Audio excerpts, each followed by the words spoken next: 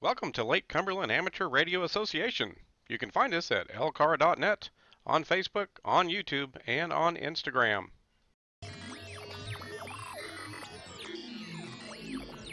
If you're enjoying the videos we're producing here at LCARA, please help our club out by hitting that subscribe button.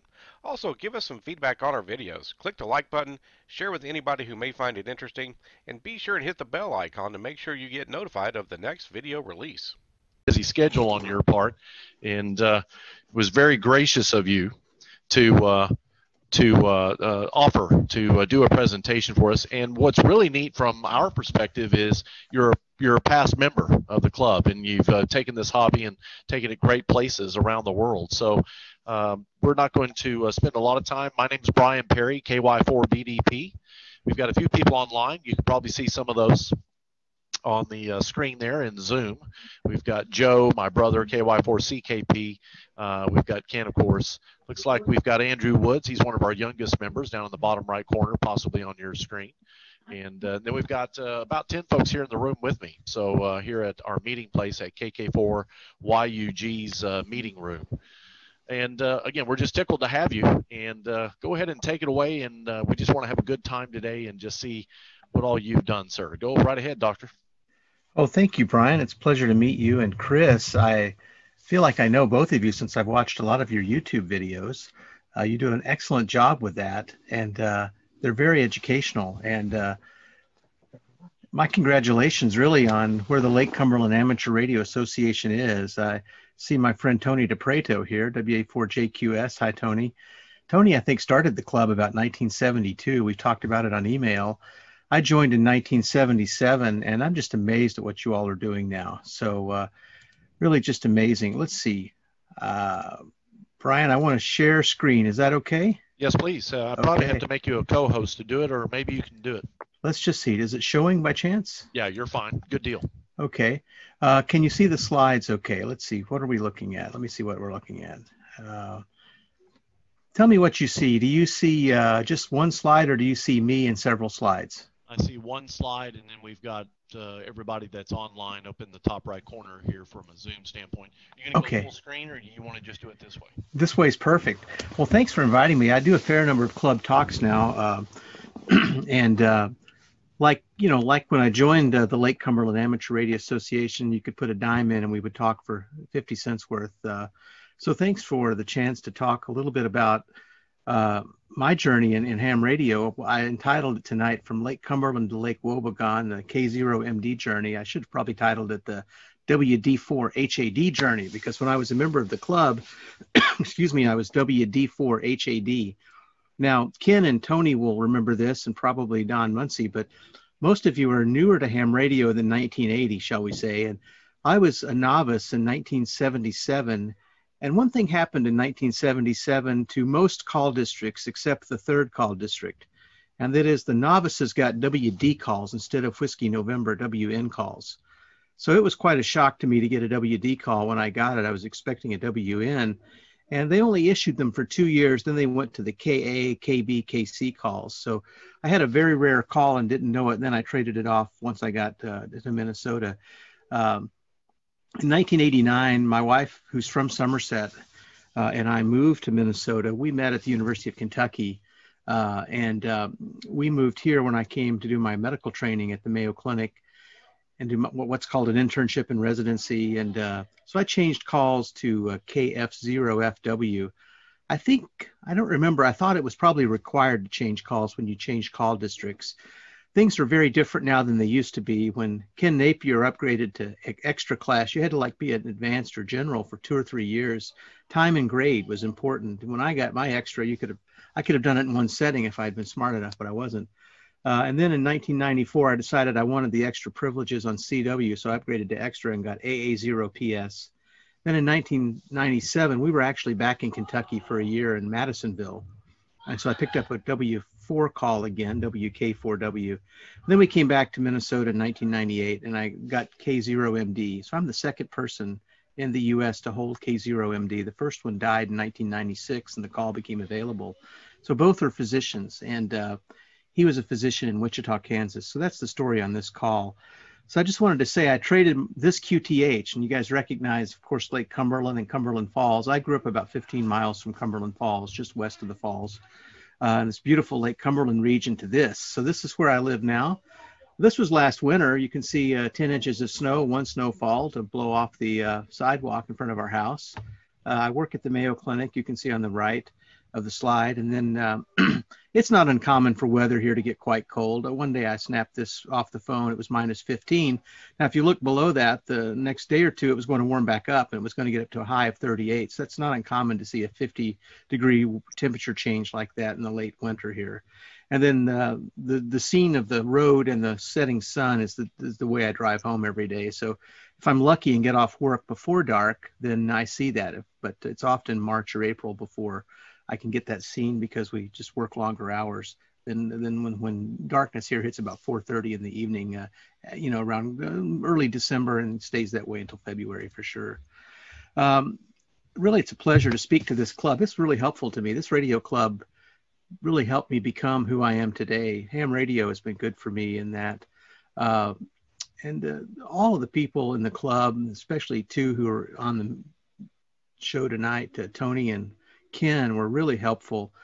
We used to come up from Whitley City once a month to the Somerset Community College. As Ken pointed out before we started, my dad would drive me up. He enjoyed the club meetings as much as I did.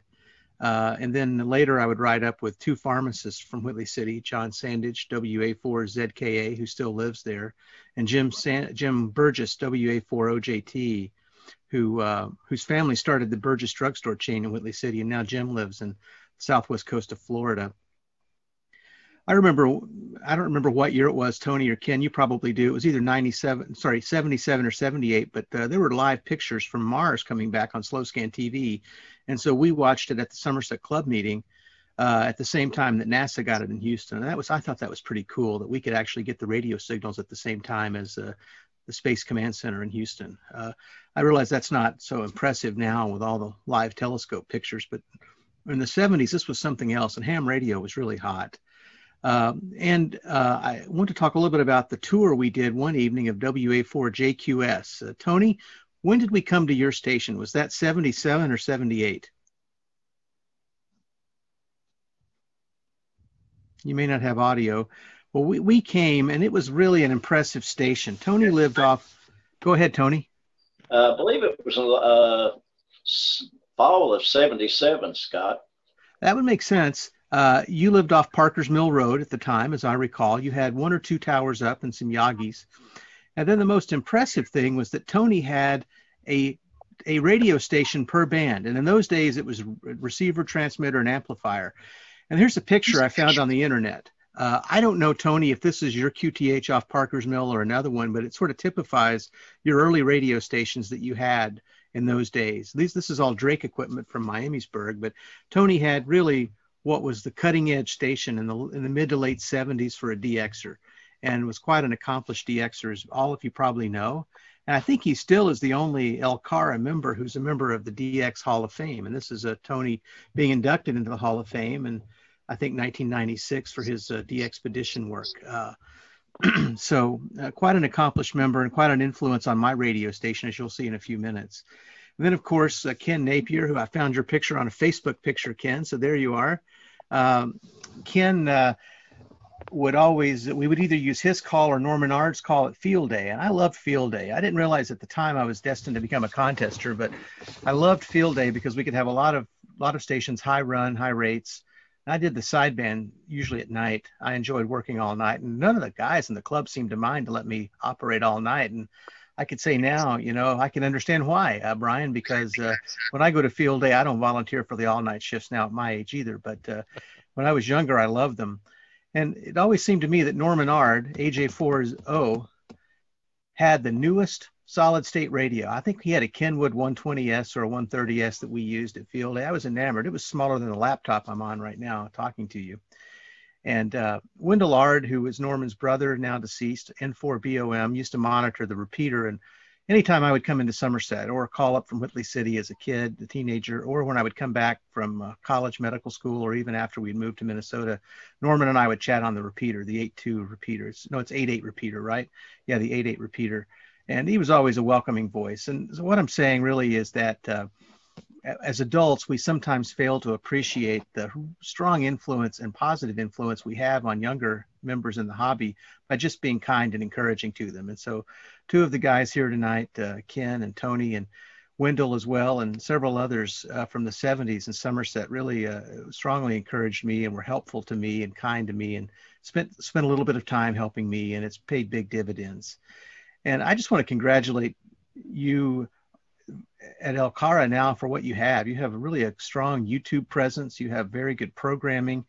I think you're on Instagram as well. I've seen your new mobile unit, the refurbished repeater sites you're working on. That's really amazing to see what all that you're doing. And you're really one of the leading clubs in the country to be so active in what you're doing. And my congratulations to all of you for what you're doing there. Here I am. I have changed, as Ken Napier pointed out. I was kind of one of those ugly teenagers. This was me, I think, at 13 years of age. I was a Miami Dolphins fan at the time. Don't ask me why. I think they were probably winning, and I liked them. This was Larry Zonka's old number, I think. You remember him, the fullback.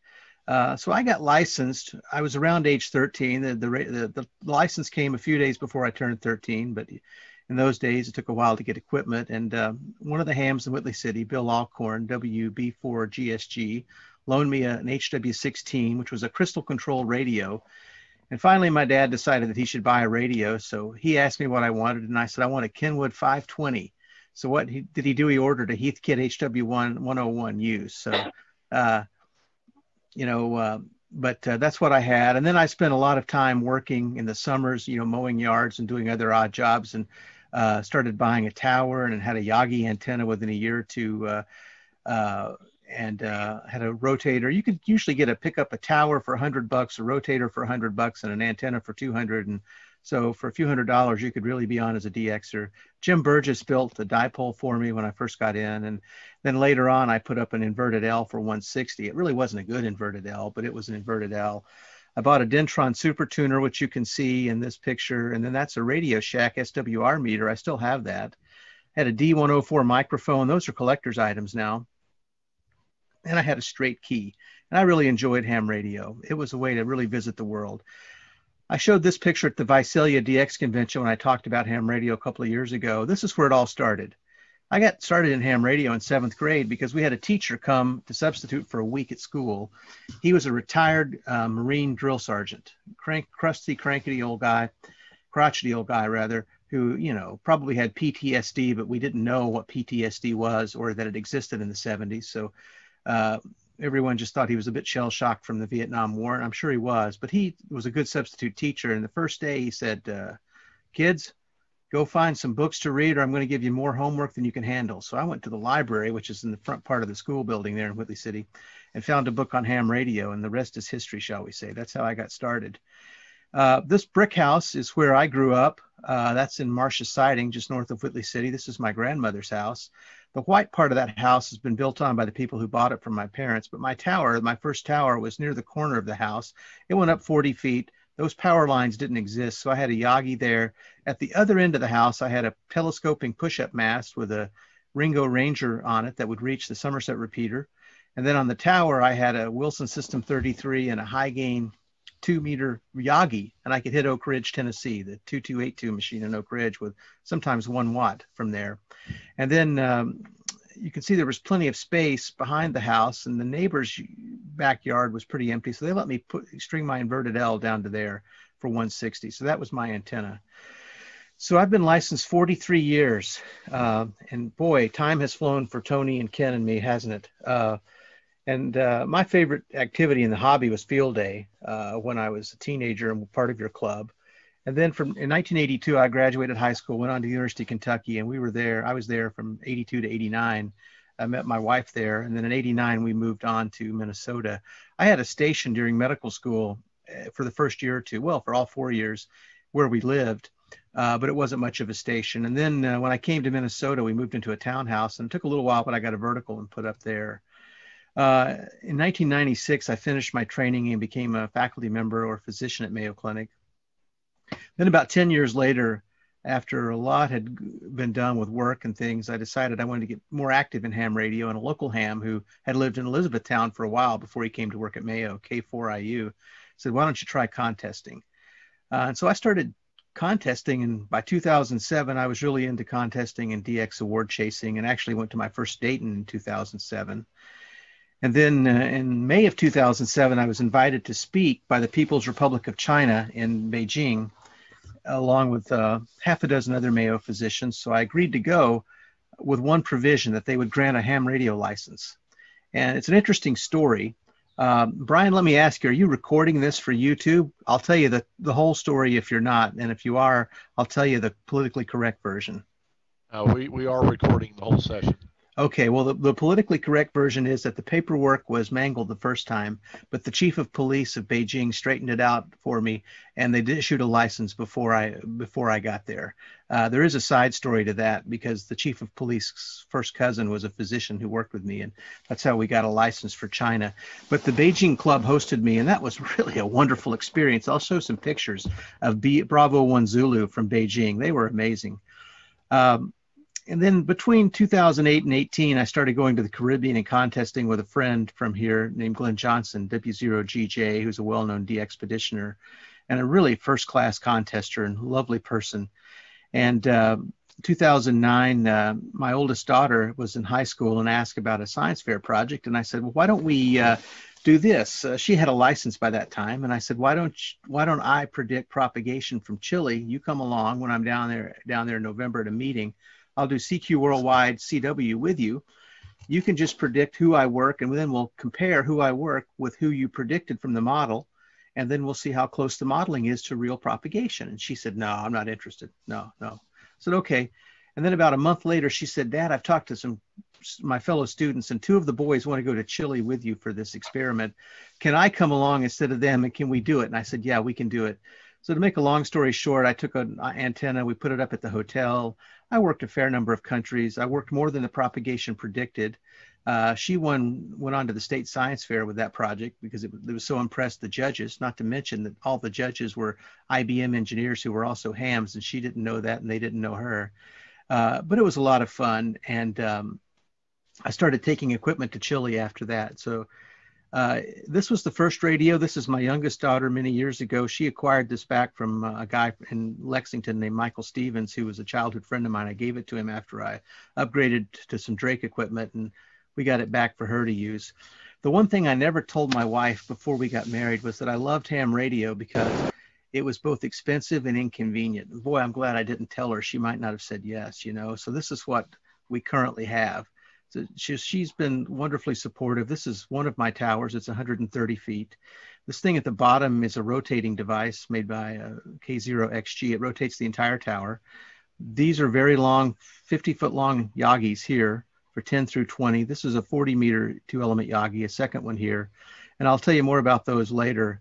This is a 4-square array for 80 meters. There's the driveway to our property. This is all about 3 acres, this piece of land, and then there's 160-meter vertical. So that's most of the antennas. There you can see the side part of the tower. It doesn't look so tall in that picture.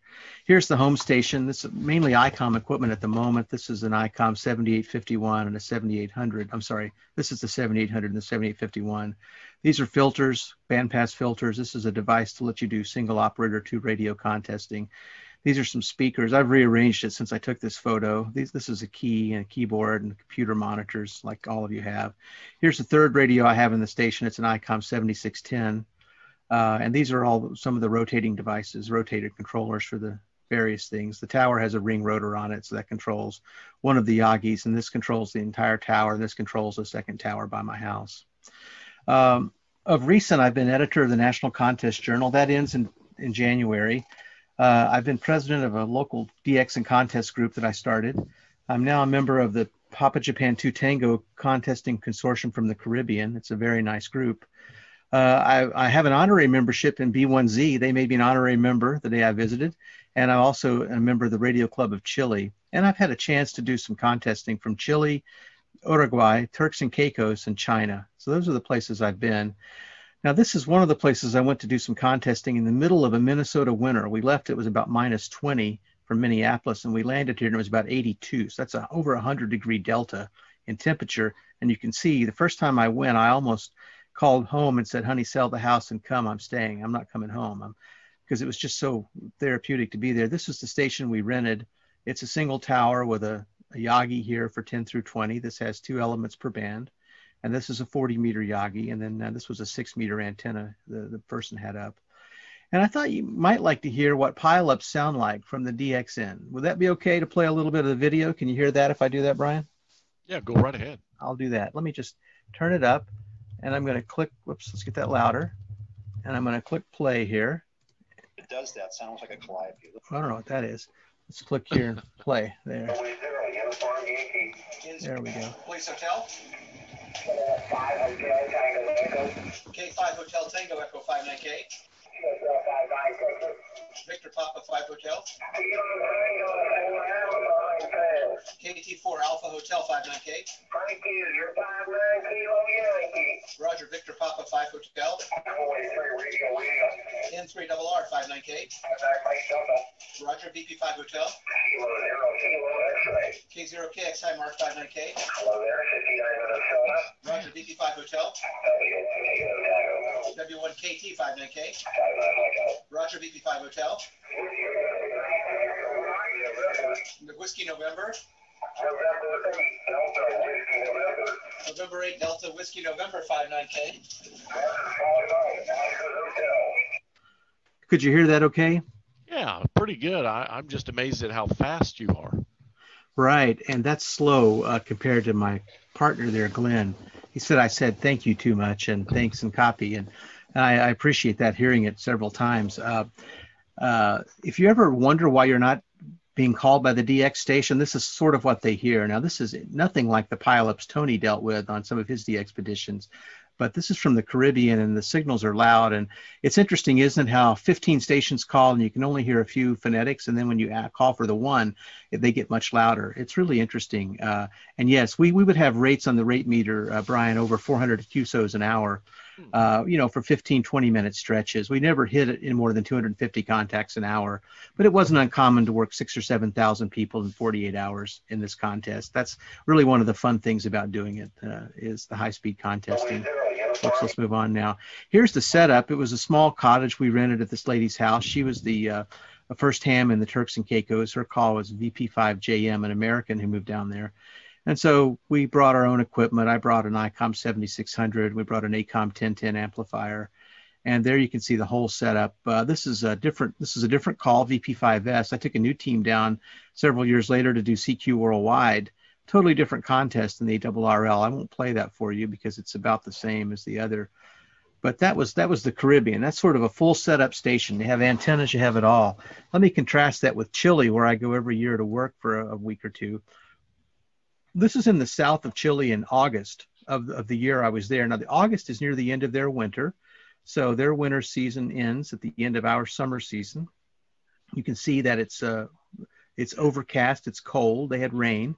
If you went up into the mountains a little bit, you would find snow. This isn't the antenna I took along, and this is the south of Chile. Now, this is up on the coast near Viña del Mar, near the capital, Santiago. Very different climate. And here's the antenna set up on a hotel on the ocean. And that really was an amazing. So this is the station I brought. I don't know how well you can see it, but it's an ICOM 7000. There's the power supply, an antenna tuner, headphones. I don't know why I brought the Radio Amateurs World Map, but I did. I guess I picked it up at Dayton, so why not? And then there's the hotel. You can see it sits out on the ocean. It's a very historic hotel in that town. And there's the antenna. I would get room 28, which is the room there, and I put the antenna out on the balcony. And they had no objection. I at one time thought about negotiating with them to put a small Yagi on this one and just leave it there. But we ended up switching hotels every few years, so I didn't do that. So when you go to Chile, you have to bring it all with you. So here I am arriving in the south. This is what the antenna's in. Okay, this is a SKB Golf Club hard case. And then I had the radio inside a Pelican case, inside a piece of luggage like that. There it is again set up, and this is just some of the same pictures. So we'll skip through those.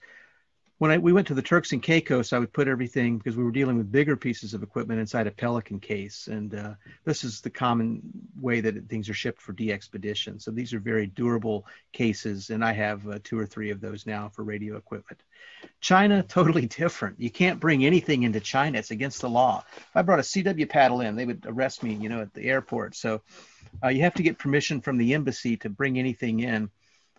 And so in China, you can only operate with a radio club. So the B1Z Contest Club sponsored me, sight unseen. They didn't know me, I didn't know them, but they agreed to host me. And they provided it all. And because I was a guest of the government, this was a government-sponsored forum I came to speak at, the government provided a translator, a medical student, who they thought would get a good cultural experience following an American doctor around, and a photographer as a courtesy. Interesting. So we asked them, how do we get to the club station? They said, well, it's an hour and a half out of Beijing. And they gave all the directions in Chinese. And I asked the driver to translate it. And he said, well, they said to come to this hill and look for a radio antenna. There it was. We looked around for 30 minutes and finally saw this thing. Any of you who have been in the military will recognize this is sort of the old Cold War style antennas. This is what the B1Z club had. This is the road coming into their club station up in the mountains outside of Beijing. You start to see some of the antennas there. There I was operating. This was, I was pretty jet lagged. I don't know if any of you have traveled to Asia, you've had the same experience, but I'd been there maybe 2 days. So I was tired. This was 7 in the morning. They started taking pictures. There's the club call sign. This is an old Kenwood radio. There I am operating. It's a CQ-WPX-CW, so it was a CW contest. They have all either Japanese or American-made equipment, all American amplifiers, all Force 12 antennas. This is their 160 monopole. So this is a 160 vertical. It's got a tower, a stinger, and then it's got a capacity hat loading. It's guide. And this is where they have the Force 12 Yagis. I know the guy who started Force 12, and I asked him later about this, and he said, well, I never knew I was selling them antennas. I thought I might be because it was shipped to a varying address, but got imported. So when people say, why do you operate overseas? I like it because you can combine a winter vacation with some ham radio fun. Or you can experience propagation from another location. You can enhance a business trip, do something with friends or family. I've got 3 or 4 male friends that go with me. If you like to run high rates or have a big score in a contest, it's the great way to do it. You can win the world in a category that you can't do from your home. We placed #1 once in the multi-single from the worldwide ARRL DX sideband contest. That was really fun.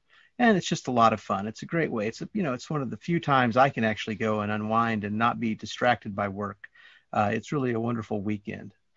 So that's where I've been with DXing and contesting. And Brian, I'd asked Brian what would be helpful to you all to talk about. And he suggested 2 topics. One was some thoughts on antennas, and the other is what can a local club do to sort of build more participation in HF activities. So I'm going to just give you some thoughts that I have, okay?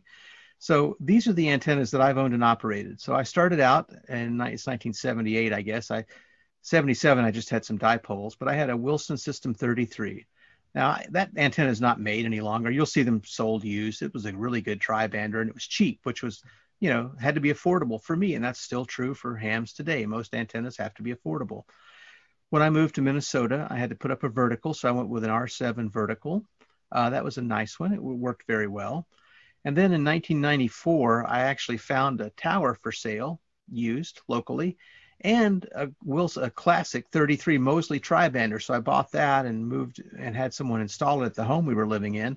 And that lasted until 1997. In 98, we moved to a different place. So I put up a different tower, put up a Cushcraft X7.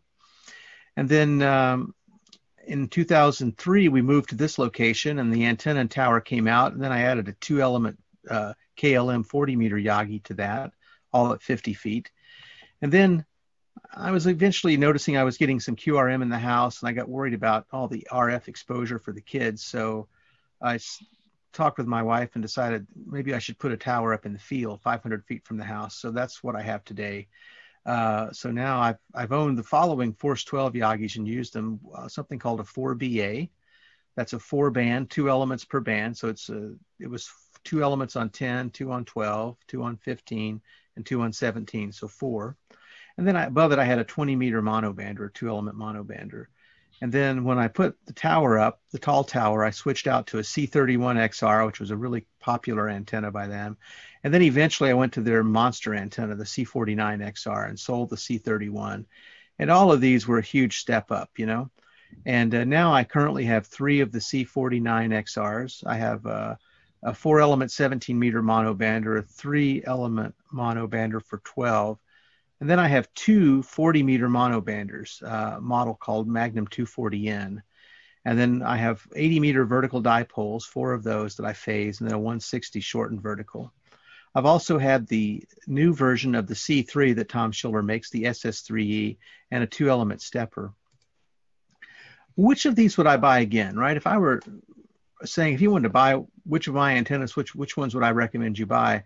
Well, the C49 or its equivalent today, and 2 other companies now make an equivalent to that, JK Antennas and OptiBeam. This is a tremendous antenna for a single boom antenna. The 40-meter Yagis are wonderful, and I bought the Force 12 models, but M Squared sells a very good model, as does JK and as OptiBeam. So you can buy, these are all coiled, they have coils on them, so they're a bit short and they're not full-sized. I'd love to have full-size Yagis, but they're twice the cost, so I went with this. I have a 2-element stepper on the tower by my house. I really like this antenna. For a single antenna, it's really gold. And then I like the 2-element monobanders for 20 meters. I could work Asia with just this at 50 feet from my house many days. Which ones would I not recommend? Well, I was not really happy with the SS3E. It's a good antenna, but it never worked for me. I'm the only one that it's ever failed in the field on. So it's a good antenna. You know, the 4BA, they're better models now. The X7 that I owned, I wouldn't recommend that for a Sirius DXer. Wouldn't recommend this particular model. It's discontinued, or any trapped tribander. I think you, other than the KLM tribanders, the rest of them, Mosley probably is fine, but I like the non-trapped ones. If you can get it for 10 through 20, you get a little more gain. If you're going to put up something for 10 through 40, Yagis work really best, if you can do it. You guys live in a really wonderful place for propagation. Southeast Kentucky has great propagation as far as I remember. So you can put up a tower 50 to 80 feet. That'll give you as much gain as I have with 130 feet of a tower in Minnesota. There are Yagis that will have like 3 monobanders on a single boom. So that's what mine is. But there are less expensive versions. DX Engineering sells a Skyhawk. JK sells the Mid-Tri or the Navassa. The Mid-Tri is at least 3 elements on 20. The Navassa has 2 elements for 5 bands. Or you can get a 2 or 3 element stepper and cover 6, 10, 12, 15, 17, 20, 30, and 40 on a single boom if you want.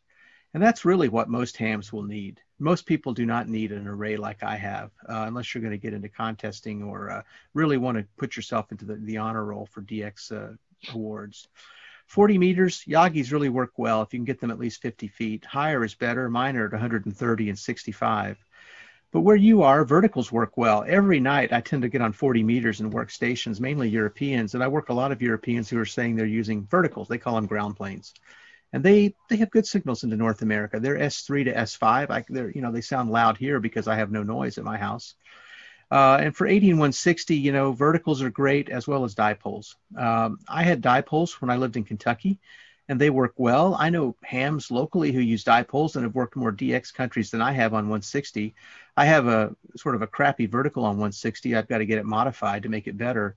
And then I really had planned to put up a dipole for 160 this year, but we're getting 4 inches of snow tomorrow. So I think antenna season is over here. We plan to put it up in 2 weeks. I don't think we're going to get a chance.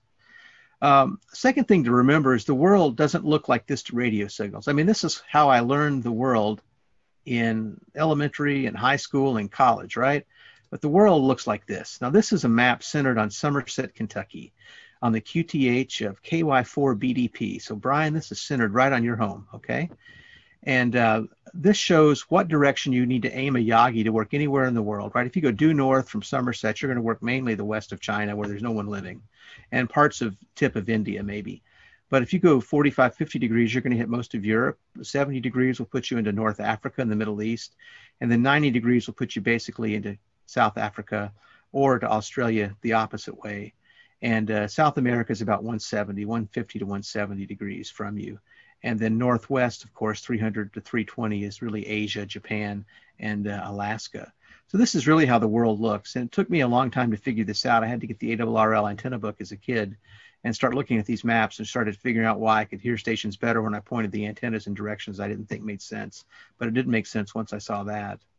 So I recommend a lot of people who don't want to put very much money into an antenna because their budget doesn't allow it, to just put up a dipole and run it what I call northwest to southeast. So the antenna, one end of the dipole is southeast, one is northwest, and it radiates, off broadly off that. So you're going to work Europe in this direction and work Australia, Hawaii, New Zealand off this direction, and most of the U.S. as well off this direction. And if you put another one up that's running just the opposite, so northeast to southwest, you're going to work most of the southeast U.S. and Midwest and part of the West Coast. So this is the orientation for a dipole. If you can do that, you'll be surprised at how much DX you can work, especially in Kentucky, looking at the tall pine trees that you have and other trees. If you get it up 50 to 70 feet, that's a substantial height for even 20 meters, and you'll work a lot of DX. So what do I say and recommend to hams who have less than $100 to spend for HF for an antenna?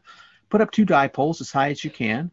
Try to hang them in a dipole configuration, not an inverted V, which means that the ends of the dipole are as high as the center. So start with one end in one tree, one end in another tree, and then the center, right at the third tree. And put up a vertical for 40, 80, and 160. The vertical for 40 is only 33 feet high. Here's a formula, 234 divided by the frequency in megahertz. And then add some radials underneath it, And you can do all this and mount it to one of these little SO239 connectors, which you could buy at Radio Shack. I think you still have one in Somerset, don't you? Radio Shack there? We've got part of one, but the old Radio Shack at the mall is closed. So. Okay.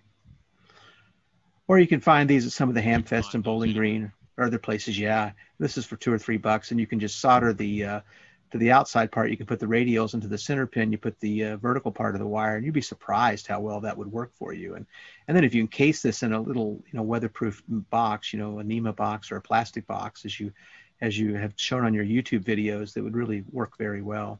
Or if you want to spend $50 or $60, DX Engineering will sell you a commercial thing that you can just simply attach one part of the vertical here, one part here, and then connect that to a barrel connector and then right onto the coax of your antenna.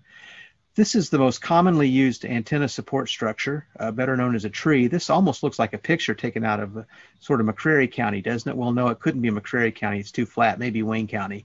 And you can see how a person could put a piece of rope there and drop the vertical down and then put the radials out like that. Those are a bit elevated. And you can slope them down a bit to make the resonance better if you want. You'll notice that on a lot of old CB antennas. That's how they get the resonance to 50. Here's a great example I like, where you can start, the vertical doesn't have to be purely vertical. It can slant down, right? And you can just put it in a tree, put a pulley there, pull a rope that way, and then you can hang several verticals here, and then you can have one common radial mat. One of the DX Engineering guys has shown this on YouTube recently, but this works very well, and this would work a lot of DX for you. I just mainly build most of my wire antennas. It was a necessity when I was a ham in the 70s. We didn't have companies selling them like MFJ and others. And I've learned that I can buy most of my Yagis used, and I can refurbish them. Even some of the big ones that I have, the big 3, I didn't buy any of them new. I bought them all used on the secondhand market at 10 to 50% of retail, frankly. And it's the stepper you have to essentially buy new. And the 40-meter Yagis I bought new. One was a new in box from a guy in Cincinnati, and the other I ordered from N6BT and had a 30-meter 2-element Yagi mounted with it. And so you'll find lots of antennas for sale on QRZ and QTH.com. And I've really never been burned by a ham. I think it's possible to be, but they watch the websites carefully for people trying to just. So here's my tower. This is 130 feet of Roan 55G. These are the C49 XR Yagis. So these have 4 elements on 20 meters, 7 elements on 15, and 10 elements on 10. And I put these up at near the bottom of the sunspot cycle, so about 10 or 11 years ago. At least one of them I did. And the first station I heard on 10 meters was Echo 51 Juliet Delta, Jim. And he was reasonably loud, so I'd swung the antenna to 240 degrees and called him. And he said, the Kilo Zero station. He said, no, you're way too loud. It must be Victor Kilo Zero. And I said, no, it's Kilo Zero Mike Delta. And he said, what are you running for an antenna? And I told him. And this is the C49. It's got 14 elements on 10, but some of them buffer SWR, so you get about 10 elements of gain on 10 meters. Here's a side story in this antenna. So the owner of ICOM, JA3FA, bought one of these antennas, and the old ICOM 781 was his main rig. It was the cat's meow, in the 90s for a transceiver. He noticed that it was overloading on the front end on 10 meters. So he called his engineers in and he said, "What's wrong with my radio?" And they tested it and they said, "Sir, nothing's wrong with it." And he said, "Well, why am I getting an overload when I'm on 10 meters?" And they said, "I think the antenna's got so much gain that you're getting a really loud signal." And so he asked them to build the ICOM 7800 as a solution to that problem. So the 7800 came out for the 30th anniversary of ICOM, and in part was triggered by the gain of this antenna. Now there aren't more than 40 or 50 of these in the country or in the world, really. I worked him once on 15 off one of these antennas, JA3FA, Toku Inoue. And I said to him, "I really like my 7800. And I could hear him almost smiling on the air coming back to me. "Oh, thank you, Scott." And I said, "And I'm using a C49 XR. Are you using yours?" And he said, No, I'm at my, what did he say? He said, "I'm at my summer home or something." He said, "I don't have one." Well, within a week, the owner of Force 12 calls me and he said, "Did you talk to Mr. ICOM?" And I said, "I did." He said, "I'm not surprised. He just ordered another C49 XR. So he's got two of them now." And I picked these up at really low prices. The first one I traded my C31 XR for, which was a brand new antenna. And the second one I picked up at a very good price. And the third one, the guy who was holding these in storage said, "Let me sell you the third one at a bargain price so you can have it for parts." But, we don't have a lot of storage space at our house. So I thought storing it in the air made more sense. So I put it up. So this is at 125 feet. This is at 75 feet. This is at 40 feet. And these two are somewhat optimized for 20 meters phasing. It'd be better if they were 33 feet apart, but the guys don't allow it. This has a turning radius of 31 feet. This antenna is about 50 feet long, just so you know. So I couldn't put it in between the guys. That was the best stacking distance I could get with the modeling software. And these two are sort of modeled together for 10 meters for better. So these are killer antennas on 20, 15, and 10. I typically phase the top two. Occasionally I'll do all three when I want to do a domestic contest. So the next antennas are the 40-meter Yagis. These are here. You can see that this is at 130 feet at the very top of the rotating tower. And there's a second one down at 65 feet. And they're kind of optimally spaced for 40 for maximum gain. Now they work like a 4-element 40 when you phase two of them. And then the last one is just the what I call the work antenna, which has 4 elements on 17 and 3 elements on 12 meters. And I don't use those very much because I'm mainly on the contest bands. So here you can see the antenna is better now. And this little antenna, that's the 40-meter antenna. It looks small compared to these monsters. And there's 30-meter 2-element Yagi in the middle of these two 40-meter elements. So I try to make a lot of use of space. Now I currently, for Ken and Tony and anyone else interested in this, I run these now through a triplexer, which means that I can have one radio on this antenna on 20 meters and a second radio on this antenna on 15, and the radios don't hear each other. There's no interference. So I run triplexers from VA6AM if anyone's interested, and then I run high power bandpass filters from VA6AM for all the bands, 160 through 10 now, so that I don't get interference on 40 when I'm on these antennas as well. So I try to make as much use of this tower as I can. This is the 80-meter 4-square. It's a compromised antenna. It's really a suburban antenna. It was the best I could do at the time I put it up. I'd like to replace it with the DX Engineering vertical now for a couple of reasons. One, these things are 140 pounds a piece, and they're really cumbersome. I have to get 3 or 4 guys to help me raise and lower them, and I'd like the DX Engineering vertical so that I could raise and lower them with a winch rather than with this. Secondly, these are probably half the gain of a traditional 4-square.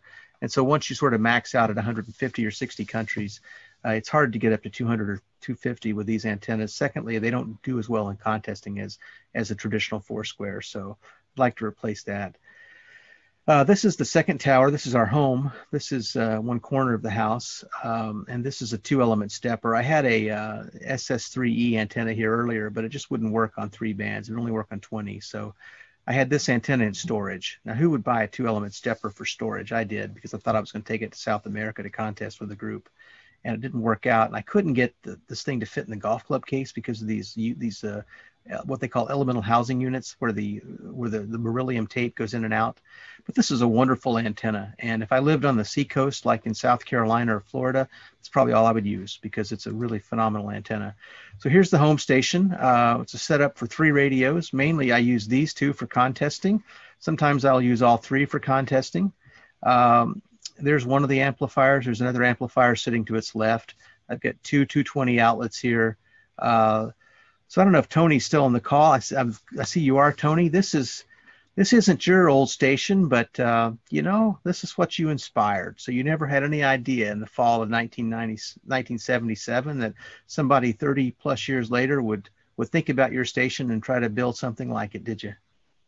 Well, thank you. I'll tell you what, back in the 70s, it was a real challenge to get 5 stations on, and actually, I could switch any station to any amplifier to any band, but it was all done manually. And today, I do it automatically. But you can't see it all. It's all stretched out now. But now it consists of 2 B lines, 2 C lines, a TR7 line, a TR4CW RIT. I just added an SR400 Hallicrafters, and I've got the 5 L4Bs, the 1 L7, and the Alpha 89, and the Henry 2KD5 over on the other side. So now I can do it all with computers. It's a lot easier now, Scott. Boy, I would say that's still quite a station, Tony. You still are outdoing me. Congratulations on all the vintage Drake equipment. I'm surprised you don't have Drake aficionados asking for tours with that kind of a setup. Maybe they don't know you have it. Well, they do. I've put some of the pictures on the Drake Facebook pages, but you know, it's I've got to get it built onto the console. The console in the old picture, I've still got it. That's where I'm sitting here, but I've got to put another one on, so get rid of the tables everything's sitting on, so I can just slide back and forth. But I tell you what, that's an impressive antenna array, Scott, and I love it. Of course, you know me, I was always a quad man until last year, and I finally retired the old 4 element quad. Got at 73, it's hard climbing, tiring, and repairing it all the time. So I put up a Mosley. I've got a classic 36, and then I've got a Profist 7B I put those up. I'm over, I only like 4, having everything work. So I figured I'd just go with the flow and go easy on the antennas now. Yeah, I fully understand that. I've always wanted to have a quad. I used to dream of building one in McCreary County. To all of you who are listening tonight, Lightning quads used to sell parts, but where I live now, we get just enough ice that quads won't survive very well. And I've had times when those big Yagis that you've seen on my tower would droop 4 or 5 feet down. And I remember one day I was taking my youngest daughter to school, or we were going out somewhere to shop maybe, and I looked up and saw it, and I said, "Oh, I don't think it's going to survive." And she said, "Dad, it will. Those things are durable." And sure enough, the next day it had melted, and the antenna sprung right back. So, well, let me take you to the second thing that I do a lot of, or did a lot of before COVID, because I would travel a fair amount with work, and that's portable overseas operations. And this is just part of everyday work, right? I would take this antenna with me and take a transceiver and just have fun. So this is Chile. This is the Pacific coast. This is near Valparaiso, Chile. And this is a friend of mine. He's a cardiologist there. We've become very close friends. And every August or September now, I take a group of doctors from my hospital down, and we give a week's worth of conferences. And usually he and I go out to his property on the Pacific coast on a Friday night, and I come home on a Sunday or a Monday, and we just operate the radio for a couple of days. And so I use an old vertical dipole, Force 12 Sigma 40XK. It works on 10 through 40. You just have to adjust these arms. This was set for 20. I have shorter elements that resonate on 10 and 20. This type of antenna, I don't recommend that you buy to use in Somerset, because it's got to be within 4 wavelengths of salt water to be effective. And if it's more than that away, it just doesn't work so well. And it's small enough that it can fit to a golf club hard case for airplane travel. And you can see that I have it set up right on the edge of this cliff, and just straight down is the beach and the ocean. And that's the look to North America right there. So this part of Chile, the west coast of Chile, is to the east of Miami and the east coast of the U.S. So this is what I've compromised using. Now I'm going to probably get a buddy pole antenna to take the next time and try that. And I've also got a 20-meter dipole I want to test out. This is an ICOM 7300. This is what I call my portable radio. It replaced I sold my 7000 and bought this. This is a Bengali key, a Traveler. It's beautiful, isn't it? It looks like something a Kentucky fan would have. I don't know why I got red paddles. I'm not a Louisville fan so much, but I should get white maybe. But anyway, that's what I use there. So that's a lot. There's a power supply, and that's what I use. And these things fit into a suitcase and go with me. And then the antenna I leave there. I'm sorry, someone was going to say something. Okay, maybe not. Okay, so this is what I enjoy doing. Now, if you notice, the pan adapter, band scope, doesn't show any signals. This was 2 years ago. No, a year ago, maybe. I forget. Time has flown by. It's about 15, 18 months ago. There was nothing on the band. That was 20-meter sideband. There was a CW contest. The NAQP, North American QSO Party, CW was going on in CW, but they didn't want to work South America. And the sunspot cycle was so poor in that part of the world, you could see nothing. I mean, honestly, nothing. So I only made like 9 or 10 contacts that year. There have been many times I've worked 30 countries from here using this. So just to give you some idea. So I'm going to finish the last 2 or 3 minutes with some ideas on club activities, okay? What are some activities that promote HF activities? Well, I don't know if your club has considered this, but there are a lot of counties around you that don't have much HF activity, right? Wayne County probably only has a few licensed hams. McCrary has less than 20, and I don't think any of them are active on the air. Maybe they are. But for the Kentucky QSO Party, you could do like we do in Minnesota, where your club could put in your communications trailer and park it somewhere in Somerset for Pulaski County, and then some of you could become mobile rovers and operate in the counties around you. I've always wanted to come home to McCrary County and operate the QSO Party. I could never seem to get off from work because it's a busy time of year for us from a work standpoint. But I'd love to operate from one of the rare counties again and do that. Second thing we do, at least in Minnesota, is we have intra-club competition. We pick maybe 6 or 8 HF contests a year, and then we divide our club into 3 segments. 1/3, 1/3, 1/3, and then we make a decision that the 1/3 who scores the most points for that year gets a free pizza dinner, and the rest of us pay for it at the annual club meeting. And so we do that, and it generates a lot of competition. And it's healthy competition, but people enjoy it, and they get on and they operate. I get on even if I didn't plan on it, so I can try to keep the points going to help our club. The second thing is something new that's happening, I think, this coming weekend, and that's Kentucky Parks on the Air, KY POTA. You could actually activate a very rare place. I know you operated from Burnside Island recently, but there are probably some places that no one would operate from, like Cumberland Falls or the Big South Fork National Recreation Area. This is in McCrary County. We took my mother to that before she passed away, and we looked at it. And that's a place I would love to do the Kentucky Parks on the Air sometime from, and just go set up. I think, with that kind of takeoff, you could just put up a small fiberglass mast, put a dipole up or an off-center fed dipole, and enjoy the afternoon if you didn't see any black bears coming along or brown bears. The third thing is you could get into county hunting. This is most recently taken from the county hunters list. There are a lot of rare counties. Now, why do I say this? Because when I was a young ham, a general and advanced class, I worked some pretty interesting DXers like Owen 4UN. I didn't know who he was, but he found me and worked me because he needed McCrary County confirmed. And, McCrary's not so rare now. I was surprised it's not, but the roads must be okay that people are making the trek through there to put them on the air. But there are a number of counties that just are in need. These are the Kentucky counties that the county hunters have said in the survey last month they need. So some are within 30 minutes of Somerset, like Rockcastle and Russell County. And then some are within an hour's drive probably of you, like Cumberland County and Knox County. And then some are maybe a little more than an hour, like Boyle County. Surprisingly, Mercer. I mean, who would have thought that Danville and Harrodsburg would be rare, but they are.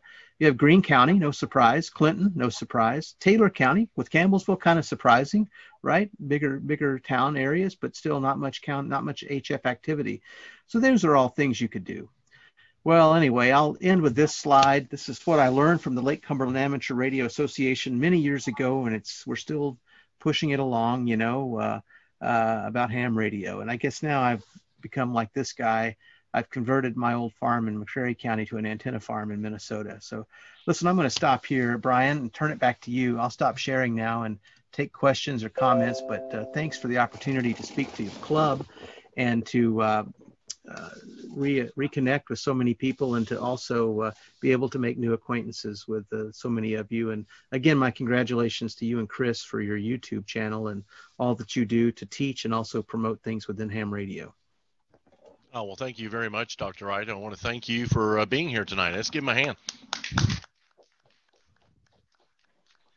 We got a lot of people online as well as here in the room. I'm just looking over here at the participants window, and now, not counting myself and you, we've got 11 people online watching the Zoom session, and we've got about, like I said, about 8 to 10 people here in the room, counting myself. So pretty good crowd. And again, we just are fortunate that we have a club that continues to really try to get out there and have multiple activities that people can join in on.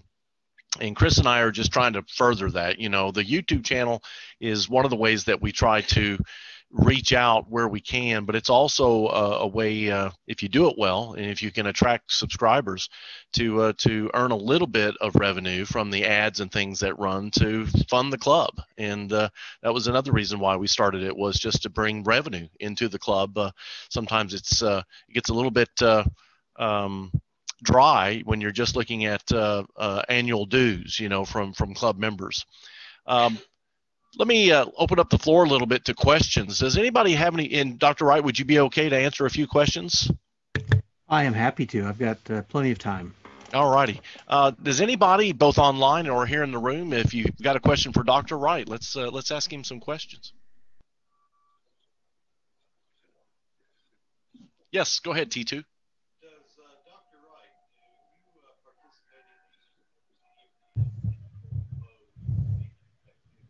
So, Dr. Wright, the question is, do you participate in any of the digital mode contesting? Oh, that's a good question. I have not made a contact yet on FT4 or 8. I just haven't had time to set up my station for that. I know it sounds silly, but I haven't. I occasionally operate RIDI contests. It depends on whether the third radio is set up for RIDI. So I showed an ICOM 7610 as the third radio in my station. In the summer of 2019, I had a lightning strike on the property. It didn't hit the towers. It came in through the ground and through the cable, and a side flash of the lightning got caught up in the USB to computer connector and destroyed my 7610 and knocked out the computer. So I replaced the 7610, and I haven't set it up for RIDI yet for this year. But yeah, I do some RIDI contesting, and I enjoy it. I try to do the I did CQ Worldwide RIDI this year, believe it or not. Made 20 or 30 contacts off a new ICOM 705, their QRP radio. Right. And I just did it off the memories of the radio just to see how far I could get. I was 4 single operator, single band, QRP on 40. I think I worked 11 or 12 countries. It was just, a couple hours on a Saturday just for fun. But I have placed number 1 on the Dakota division for ARRL RIDI Roundup once. I just picked the right year to enter, and the serious contesters entered a different category than me. So I love digital contesting. I just haven't done a lot of it. And as a follow-up question, I guess from myself, the club has had a huge surge in digital on repeaters and so forth, and specifically DStar. Are you doing anything on local repeaters with DStar or Fusion or DMR? I have a DStar handy talkie, and the 705 is DStar equipped, but right. I haven't done much on DStar. I've spent almost all my time on energy on HF, So why don't you do a good YouTube video on how to get involved on DStar so I can learn from you guys and figure out how to do it? It's a great idea. Any other questions for Dr. Wright tonight? I have one. Yeah, go ahead, Andrew. Well, I just got my license about last July and upgraded to general during all this pandemic stuff, and just getting into HF. Just got my dipole set up a few weeks ago and starting to make contacts. Just wondering if you have any pointers for making HF contacts for someone my age and getting started. So, Andrew, what bands are you on your dipole? 20 and 40 mainly. Okay. And do you do, are you doing FT8, CW, sideband, or all of those? Just specifically single sideband. Okay. What I think you can do is, what I would encourage you to do is to get on some afternoons after school is over and just call CQ on 20-meter sideband. And a lot of guys will work you. And if you're able to spot yourself on the spotting cluster and just say, youth on the air, a lot of hams will stop by to meet you and see how you're doing. And then twice a year in August and in January, there's something called the NCJ NAQP, North American QSO Party. Everybody's limited to 100 watts and no more. Many guys have Yagis, but a lot have dipoles. And enter that. Just try that. The exchange is just simply your name and a serial number. And if you don't have your computer yet set up for logging, I'm sure one of the guys can help you get going, or ladies can help you get going on N1MM. And I would just start with that. It's a low stress contest. I work a lot of stations when I'm on that contest who are just running 100 watts in a dipole, like probably what you are. And that's the best place. And then the sunspot cycle is about to take back off, probably in 2 more years. You'll be able to work the world from Somerset because you'll have great propagation on 20. But I would just start, some casual operating several times a week, and then try a couple of those simple contests, maybe the Kentucky QSO party and then the North American QSO parties, and just to sort of get your feet wet. And then if you still don't feel comfortable with it, why don't you talk with some of the guys around, who are very experienced on the air, like Ken or Tony or Don Munsey or somebody, and just have them get on with you some evening and just show you a little bit about how to do it. I didn't really know how to work DX calling them when I lived in McCreary County until my Spanish teacher in high school said, my husband's a ham, Peter Craw, K2, I forget his call. He worked at a factory there as an executive, and they'd moved in from New England, and she taught at the high school. And so he came over one evening and took my Drake B line and showed me how to work split and how to work DX. And boy, some of this is really simple stuff, but once someone just sits down and shows you how to do it, it's very easy to do. I guess the other thing is just go out in the communications van with Brian and Chris sometime and maybe do a contest together. And that's a great way outside of field day to just learn how to operate with someone who sort of knows how to do it and can show you how to do it. It's very simple, really. Okay, thank you very much. Yeah, what's your call Great sign, question, Andrew? Other Call questions sign from anybody online?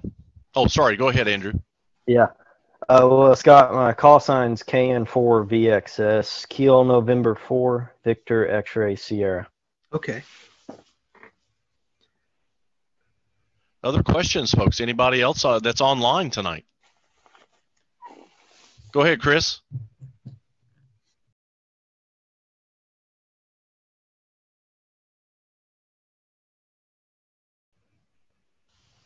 I don't know him. I probably worked him. The one New Zealander I know is a guy named what's his name? Holger.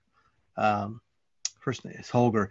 I met him and Visalia and his daughter. She's Zulu Lima 4 Yankee Lima, and his wife is Zulu Lima 2 Yankee Lima. And I forget, he's got a bed and breakfast there that you can actually operate from. But I bet you probably know DX Commander. I'm guessing is. Yes, I enjoy watching his show too. I don't know why he's moving. I think I saw on one of his shows he's moving. Did he lose his rental place, or is it just noise that's bothering him?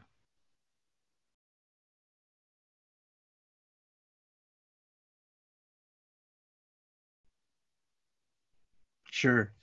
Yeah, he's really entertaining, and I enjoy watching some of the British shows. We have a daughter, Ken and Tony will be interested in this too.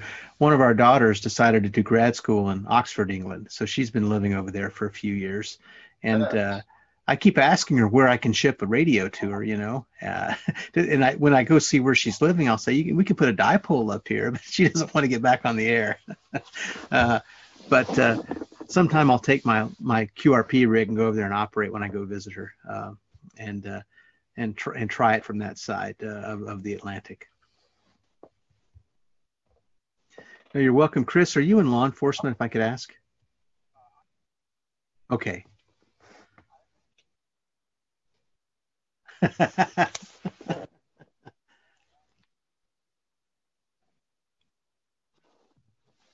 No, one of my wife's. Okay. Well, my sister-in-law, who lives in Lexington, works for the Kentucky State Police, and I thought if you were in law enforcement, you might know her. You know, my brother-in-law lives in Somerset, and she lives in Lexington. Any other questions from anybody online or here in the room?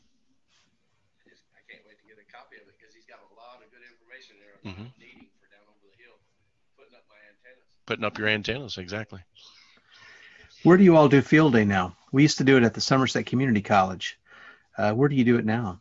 The last couple of years, Dr. Wright, we've been going to the local Mormon church. They have a really nice open area there. It's on 27, just north of the mall on Parker's Mill Road. Okay. How's the noise there? Is it pretty quiet? It's reasonable. It's probably not as quiet as it could be, but it's not bad, and we've definitely made contacts. I have a question. I'm curious, where is the international headquarters of the LCARA group? Worldwide headquarters? Yes, worldwide headquarters. So president of our club, Don Munsey, who's in the room with us tonight, and his wife, WM4LM, it's out at their farm, and it's 600 South Highway 837 out in Ingle, Kentucky, which is sometimes called Fallbush and sometimes called Nancy. Yes, Don, I can't remember if we've met. We probably have. We've worked on the repeater, and Wendell and Norman and Ken have told me all about the hard work you do to keep the club going. So great job with that, and congratulations on the growth that you've had of recent with all the new members. T2, do you have another question? If you were to put up one wire configuration, what would be the best bang for your buck? That's a good question, and I'm going to ask you a question before I answer. What is your goal? What do you want to do with it? Do you want to work the U.S. or work the world? Number one, what's your goal? And two, what band do you want to be on, or do you want it to work on several bands? So part A is, let's say, multi-band wire, whether it be inverted V or off-center fed. Let's just say general multi-band wire antenna for general use. Right. So mainly to work whoever you can chat with, but you want it to work on 20, 15, 17, 40, 80, right? Sure. What I would do is I would put up something akin to an off-center fed dipole, and I would use an antenna tuner. If I could get some ladder line to feed it to the tuner, I would use that. Otherwise, I would run coax from the antenna, and I would just string it as long as you can. Make sure the ends are not identical in length. So that's the key to an off-center fed dipole. And then it's interesting. You'll get lobes that go off in different directions, and that's the real secret. Some people have used the G5RV, but I think the off-center fed dipole configuration. And just run it as long as you can. You'll be delighted, not shocked, but delighted at how well it'll work from southeastern Kentucky. You'll work most of the U.S. and you'll work a lot of Europeans and South Americans and Central Americans for sure with that on bands. You know, there's a certain time of night that most of us prefer to sleep, but 80 meters goes long, and you'll see that at field day, or if you're up at 2 or 3 in the morning. Even with a dipole, you can work into Europe off 80. I remember I had a dipole for many years, an inverted V off my tower at 50 feet. And it wasn't uncommon to work the Brits at their sunrise, and it'd be midnight local here. Now that I have a 4-square, I just use that. I honestly don't have a wire antenna up now. Like I said, we had plans I have an 80-meter rotating dipole on order from JK Antennas, and that was to be installed. It's coming in this week, we think. It's coming because part of it has already arrived, but it's going to take me a couple of weeks to build. And I had hoped it was supposed to be here by the 1st of October, but with COVID, everything is slowed down with production. So with the weather changing, I don't think we're going to get it up on the tower this year. And I was going to put a 160 dipole up and try that for a year or two to see how it worked. But so far, I don't have any wires up at the moment because everything I have is a Yagi, except for the verticals for 80 and 160. Was there a part B to yours? So part B, we'll say multi-band long distance of wire. Is that even Yes, it is. It's especially plausible for 10 meters through 20, and just put up again, an off-center fed dipole and run it in the direction that I showed on the picture. And then you should be able to work Europe mainly. The other option is you can put up one of those verticals that I showed a picture of a tree with multiple bands on it, and you can use that. The other option, is you could buy a commercially made vertical and just tune it for different bands. The way to work long distance, of course, is to get the angle of takeoff as low as possible so that it goes out and hits the ionosphere 1,000 or 2,000 miles out, and then it bounces off that. A wire typically sends it up at 500 miles or 250 miles, and it bounces seven. Signals can only bounce so many times around the world before they lose too much strength for someone to hear you. So if you can send something at what they call a low angle of takeoff, like a vertical does, then you're more likely going to work the world. It's surprising. So I was on 40 meters last week, and had the antenna pointed 60 degrees to Europe. And I usually get on just late enough in the evening, 9:30, 10, which is early morning for the Hungarians and the Russians and the Germans, and work them as they're getting up before I go to bed. And an FR station called me, Reunion Island. I thought it was a pirate. He was so loud. This guy's using a vertical from Reunion Island. And I wrote Bernie McClinney of Daily DX and said, is this a legitimate station? Because I could not find him on QRZ. He said, yes, we did a story on him 2 weeks ago. You're the first person to report working him. And then I noticed on DX Summit, he spotted me and thanked me for the contact. And he was apparently loud enough that I was just calling CQDX and working stations on 40, and so people tried to take over the frequency. And he moved up so that he could work and I could continue to run some Europeans. He worked off a vertical from 5,000, 6,000 miles away, and sounded like he was, next door in Iowa. So verticals work really well. And, you've got some pretty experienced guys and women in the club who can give you advice on how to build one if you don't have any idea.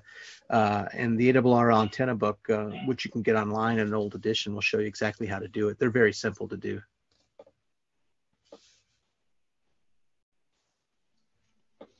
Off-center fed dipole, and I've got one that I'm wanting to put up, and I was told to have the balloon about 35 feet off the ground and the ends at about 10 feet. Would it be better just to have it all at 35?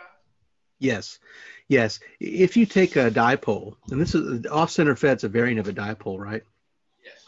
And you keep it horizontal like this pin, it radiates, off the sides, like a donut off the sides. If you drop it down like that, you get a lot of it going up into the air. So you get what's called NVIS propagation, near vertical incident skywave. So if your goal is to do the Kentucky phone net on 3950 or 60, wherever, if it still exists, then an inverted V is perfect, because the resonance is about 50 ohms, and you're going to work 300 or 400 miles and be pretty loud. But if you really want to work distance, you need to get it vertical like that so it can take off and the horizontal ends are better. So I think it's very hard to do. Okay, so I'm giving you advice to keep your ends as horizontal as possible. But the only way I can do it in my community is to string it from trees to do that.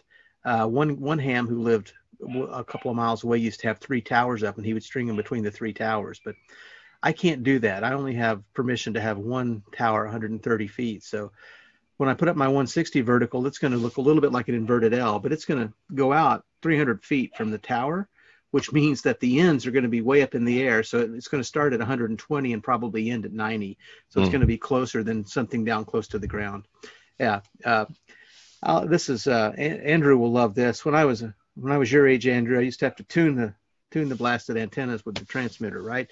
You put the SWR bridge in, you would put it on tune, and then you'd look at the SWR, and you'd take it off, turn off the tune, go out, adjust the antenna, redo it. Now you can get an antenna analyzer, and it will tell you.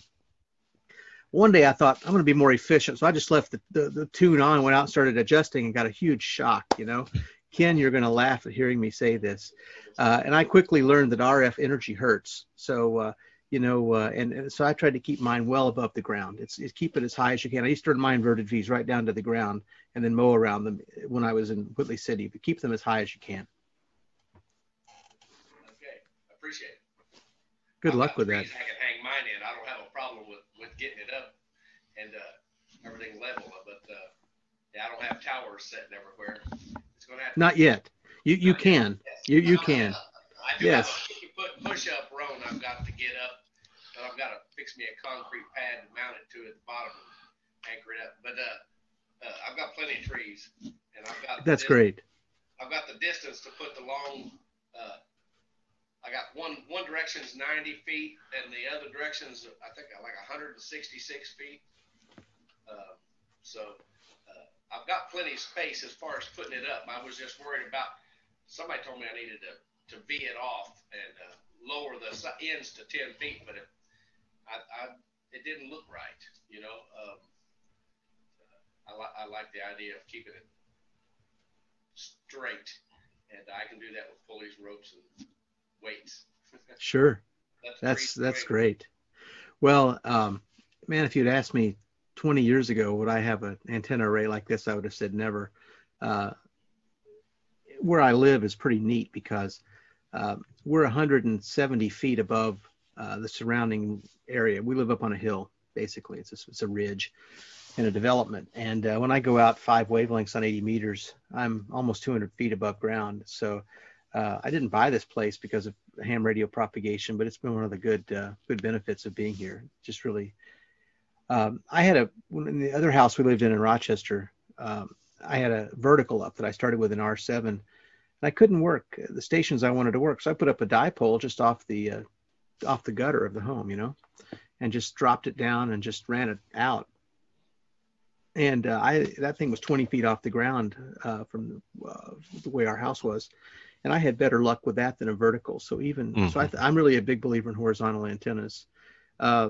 Several of the expeditioners have encouraged me to switch from using a vertical dipole when I'm in Chile to something more horizontal. So I'm going to give that a try and see how it works. You know, it's just a matter of everything I have to put up and take down when I'm there. And my friend lets me store the vertical dipole in the golf club case at his house. I started leaving it in Chile because the airline started charging me $250 to transport it. So the first time they charged me, that's the last time I paid it. I just left the antenna there, and I probably won't bring it home unless I'm sure I can get a better deal from the airline on transporting it. They like to add fees, and I don't like to pay them. Yeah, I understand that. They get enough. They do. They get enough. But thanks for your information. It's interesting. Other questions? Anybody online want to ask a question? Scott, go ahead, Tony. I've got to go back to work, but I wanted to tell you it's been a pleasure and really enjoyed it. And Rich, N8UX, he used to be KAOKH, a real good friend of mine. Look for us on 160. Right now we've got 3 beverages out at Elrod on his farm. The longest one is 800 and some feet, and the short one's 460. And we're copying Europe now, S2, S3. So we'll be on very shortly. Look for you. And I do want to say this. Every time I've heard you on the air, you have an outstanding signal. You're loud here in Kentucky. And Andrew, say something to Andrew, N1MM is a great little contesting software, and that's a good way for him to go. And I don't know where you live. I live in Ferguson, and I work in the evenings, but I'm in the phone book. If you ever have a question about antennas or the contesting program, feel free to call, because I always like to help young hams. And I want to thank Brian and everybody. And say hello to you, Ken. Hello, Ken. I haven't seen you in 5 or 6 years. But, Scott, thank you very much. And when I was in Peter the First, dipoles do work. We laid one out, 160-meter dipole out on the ice, right on the ice. Of course, we was 700 foot above the salt water.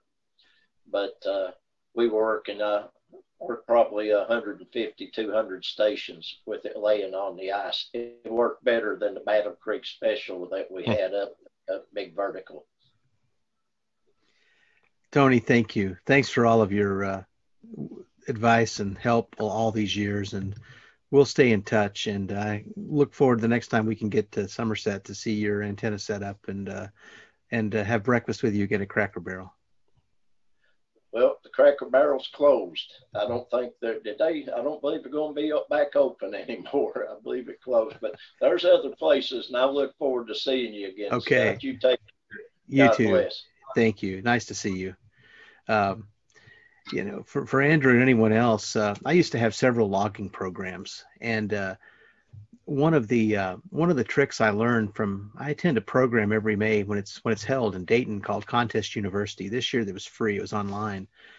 It's something Tim Duffy of DX Engineering organizes, but if you're interested in HF operating, even if you don't really want to be a serious contester, you learn so much about how to build antennas, how to operate, when to try to work Europe on this band versus that band, that I find it really a great one-day program. And Brian and Chris and others, I would encourage you to try it sometime if you can get to Dayton and try it, because it's a great program, and I think people in your club would love it. But one of the things I learned from Contest University was to just use N1MM for everything. So that's the only logging program I use. It's free. It covers everything. And I just now don't use any other, like DX Base or anything else, WNF, N3FJP, any of those. I just use N1MM, and it's good for contesting, and it's good for it's good for regular logging. And that simplifies life. Computers and radios are hard enough to interface. So I don't really want to put too much complexity into that because I need it to work when it needs to work. Great advice. Thanks, Dr. Wright. I'm going to cut in. I have one more question also. On my dipole, one end I think is a little bit higher than the other, but because I'm on mostly 20 and 40. And is it better on all bands to have it vertical? Is it better for on all bands? No, I think the way you have it's fine. A vertical is good for working, 4,000 miles plus away, but for working the U.S. and getting worked all states awards and talking to people, I think what you have with a horizontal configuration is really quite good. That's what I would use if I lived in Somerset. Okay.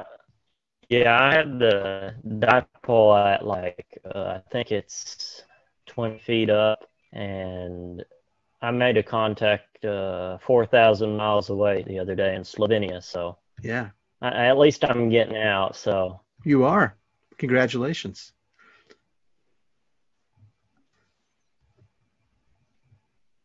Dr. Wright, we're going to close it up here. It's been great having you this evening, and we're just tickled that we got a chance to do a hands-on with LCARA with a special guest, and you've been very gracious. Again, want to thank you so much for providing your time this evening. My pleasure. Really, it's a joy to be with you and to be with my old club. And if I'm ever in Somerset on the fourth Monday of the month, I'll try to come to a club meeting. And please keep producing the really high-quality YouTube videos. And thanks again for hosting this tonight, Brian. And nice to meet you in person. Absolutely. Thanks so much. And we'll stay in touch. And you and your family have a great Christmas season. And we hope to see you in the near term.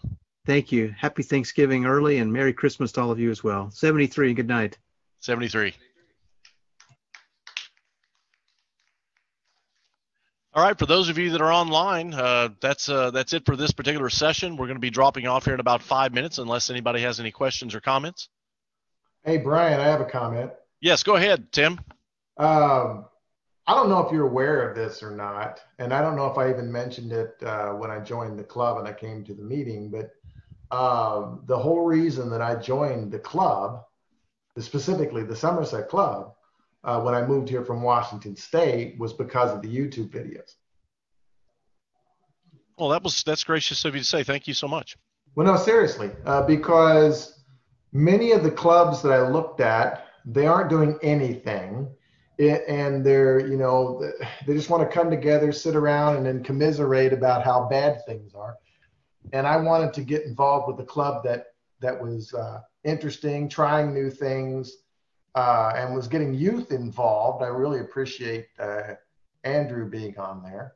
And, I've been doing this for a while, and I'm very familiar with off-center fed dipoles. I've been running one forever.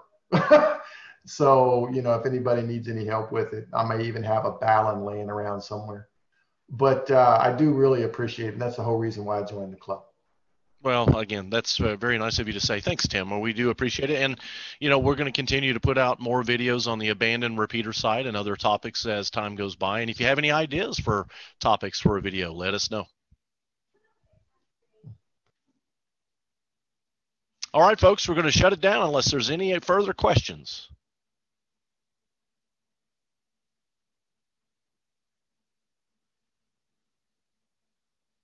Nothing but crickets on my side. We'll let you go. Have a great evening, everybody. Thanks for coming out for this Hands-On with LCARA, and we'll try to have more guest speakers in the future. Take care. And 73s.